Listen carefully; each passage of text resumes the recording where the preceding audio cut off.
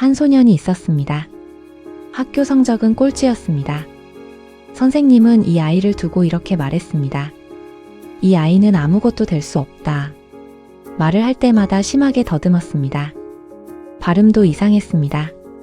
또래 아이들의 웃음거리였습니다. 그런데 이 소년이 훗날 이런 말을 남깁니다. 말은 인류가 만들어낸 가장 강력한 마약이다. 그리고 실제로 그는 말 한마디로 한 나라를 구했습니다. 말 한마디로 수백만 명이 싸울 이유를 찾았습니다. 말 한마디로 역사의 방향을 바꿨습니다. 오늘 우리가 이야기할 사람은 바로 그 소년입니다. 윈스턴 처칠. 꼴찌 학생에서 역사상 가장 위대한 연설가로 그 믿기 어려운 이야기를 지금 시작합니다.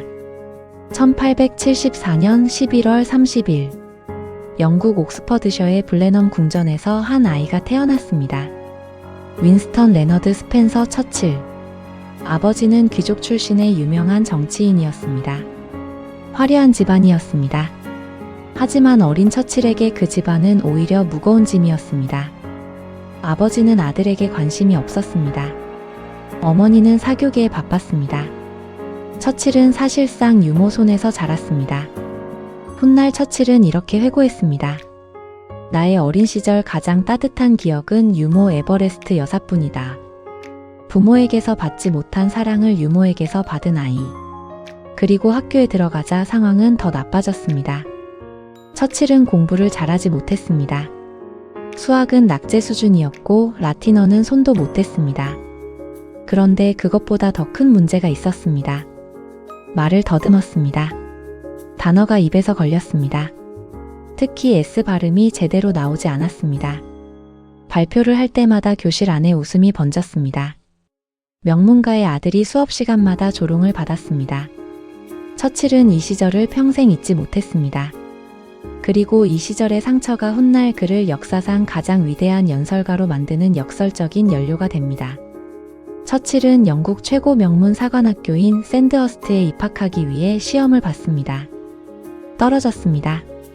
다시 봤습니다. 또 떨어졌습니다. 세 번째 시험에서야 겨우 합격했습니다. 그것도 기병대 입학이었습니다. 당시 기병대는 보병대보다 입학 기준이 낮았습니다. 아버지는 아들에게 편지를 썼습니다. 너는 정말 형편없는 아이다. 어떻게 이렇게 무능할 수가 있느냐. 이 편지를 받은 처칠의 나이 19살이었습니다. 그런데 여기서 반전이 있습니다. 처칠은 무너지지 않았습니다. 아버지의 그 편지를 받은 뒤 처칠은 스스로에게 이렇게 다짐했다고 합니다. 언젠가 반드시 증명해 보이겠다. 그리고 사관학교에 입학한 처칠은 달라졌습니다.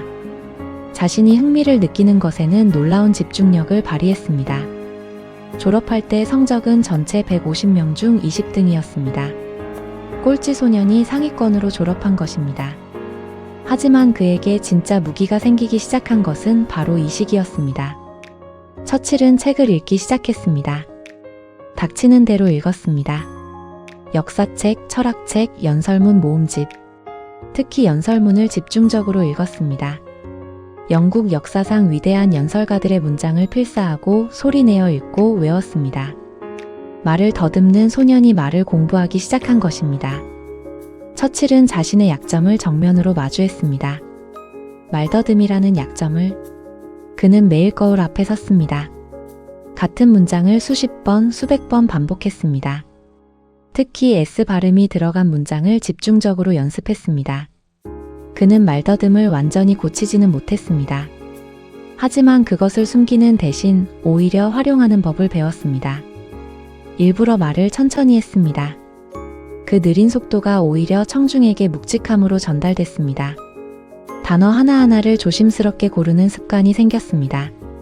그리고 그 신중함이 그의 연설을 정교하게 만들었습니다. 훗날 처칠은 이렇게 말했습니다. 말 한마디를 고르기 위해 때로 나는 몇 시간을 고민한다. 단순한 수사학적 표현이 아니었습니다. 그는 실제로 한 연설을 준비하기 위해 수십 시간을 투자했습니다. 즉흥적으로 보이는 발언도 사실은 철저하게 준비된 것이었습니다. 그는 이렇게도 말했습니다. 즉흥 연설을 잘하려면 준비의 준비를 거듭해야 한다. 약점이 강점이 되는 순간이었습니다. 처칠은 군인에서 정치인으로 변신했습니다. 26살에 국회의원이 됐습니다. 빠른 출발이었습니다. 하지만 정치의 세계는 순탄하지 않았습니다. 1915년 처칠은 해군 장관으로 재직하면서 갈리폴리 작전을 주도했습니다. 오스만 제국을 공략하겠다는 야심찬 계획이었습니다. 결과는 참혹한 실패였습니다. 수만 명이 목숨을 잃었습니다. 처칠은 모든 책임을 뒤집어쓰고 장관직에서 쫓겨났습니다. 그는 스스로 군복을 입고 최전선으로 갔습니다. 도망치지 않았습니다. 하지만 정치적 생명은 사실상 끝났다는 평가를 받았습니다. 그 뒤로 처칠에게는 약 10년간의 긴 정치적 암흑기가 찾아옵니다. 역사가들은 이 시기를 광야의 시간이라고 부릅니다. 그는 주류에서 밀려났습니다. 의회에서 그의 발언은 무시당했습니다. 언론은 그를 시대착오적 인물로 묘사했습니다. 그런데 이 광야의 시간 동안 처칠은 무엇을 했을까요? 글을 썼습니다. 말을 갈고 닦았습니다. 그리고 아무도 듣지 않을 때도 경고를 멈추지 않았습니다. 그는 독일에서 히틀러가 권력을 잡고 군비를 증강하는 것을 보면서 의회에서 외쳤습니다. 전쟁이 온다. 우리는 준비해야 한다. 아무도 듣지 않았습니다. 오히려 그를 전쟁광이라고 손가락질했습니다. 하지만 처칠은 멈추지 않았습니다. 1940년 5월 독일군은 유럽을 빠르게 삼키고 있었습니다. 프랑스는 무너졌습니다. 덴마크, 노르웨이, 벨기에, 네덜란드가 차례로 점령당했습니다. 영국군은 됭케르크 해변에 갇혀 퇴각을 해야 하는 절박한 상황이었습니다. 영국은 공포에 빠졌습니다. 당시 총리였던 체인벌린은 히틀러와의 협상을 원했습니다. 항복에 가까운 협상이었습니다. 그때 왕이 한 사람을 불렀습니다. 윈스턴 처칠. 아무도 기대하지 않았던 그 꼴찌 소년.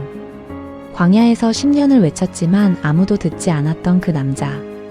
그가 66세의 나이에 영국 총리가 됐습니다. 취임 첫날 그는 의회에 섰습니다. 그리고 이렇게 말했습니다. 나는 피와 수고와 눈물과 땀 외에는 드릴 것이 없습니다.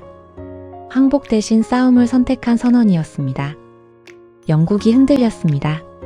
그리고 처칠은 다시 마이크 앞에 섰습니다.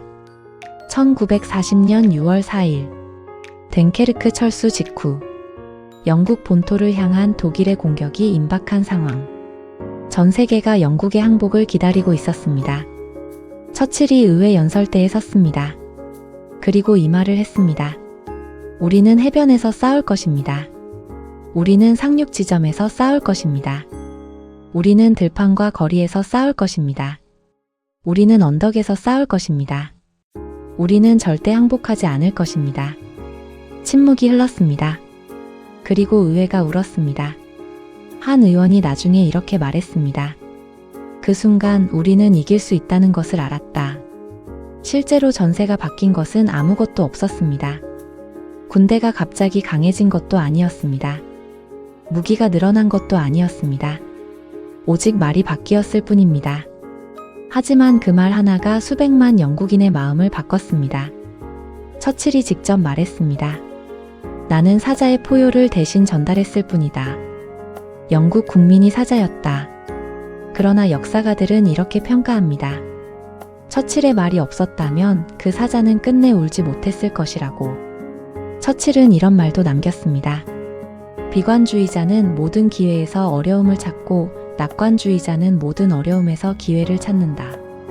그의 삶 자체가 이 문장이었습니다. 꼴찌 성적표에서 기회를 찾았습니다. 말더듬이라는 결함에서 신중함을 발견했습니다. 갈리폴리의 실패에서 겸손을 배웠습니다. 10년간의 광야에서 확신을 키웠습니다. 처칠은 또 이런 말을 했습니다. 성공이란 열정을 잃지 않고 실패에서 실패로 걸어가는 능력이다. 그는 이 말대로 살았습니다. 군사작전 실패, 정치적 추락, 세상의 외면. 그 모든 것을 지나서 역사가 가장 필요로 하는 순간에 그 자리에 있었습니다. 그리고 처칠의 이야기에서 우리가 놓쳐선 안 될 사실이 하나 있습니다. 그의 연설이 위대했던 것은 말솜씨 때문만이 아니었습니다. 그것이 진심이었기 때문입니다. 그는 히틀러의 위험성을 아무도 듣지 않을 때부터 10년간 외쳤습니다. 권력을 위해서가 아니었습니다. 진짜 그렇게 믿었기 때문이었습니다. 사람들은 말의 기술이 아니라 말 뒤에 있는 진심을 감지합니다. 처칠의 말이 영국을 움직인 것은 그 말 안에 그의 삶 전체가 담겨 있었기 때문입니다. 오늘 이야기를 마무리하며 한 가지만 생각해 보셨으면 합니다. 우리는 매일 말을 합니다. 가족에게, 친구에게, 동료에게. 때로는 아무 생각 없이. 때로는 상처가 될 줄 알면서도. 처칠은 말 한마디를 고르는데 몇 시간을 투자했습니다. 말더듬이었기 때문에 오히려 말의 무게를 누구보다 잘 알았습니다. 그리고 그 신중함이 역사를 바꿨습니다. 거창한 연설이 아니어도 됩니다. 오늘 내가 가장 가까운 사람에게 건네는 말 한마디. 그 말이 누군가의 하루를 바꿀 수 있습니다. 어쩌면 누군가의 인생을 바꿀 수도 있습니다. 말은 정말로 가장 강력한 마약입니다. 독이 될 수도 있고 치료제가 될 수도 있습니다. 그 선택은 오늘도 우리 손에 있습니다. 오늘 영상이 마음에 남으셨다면 구독과 좋아요 부탁드립니다. 다음 영상에서 또 다른 인생 이야기로 찾아오겠습니다. 명언 속 인생 다음 이야기에서 만나겠습니다. 감사합니다.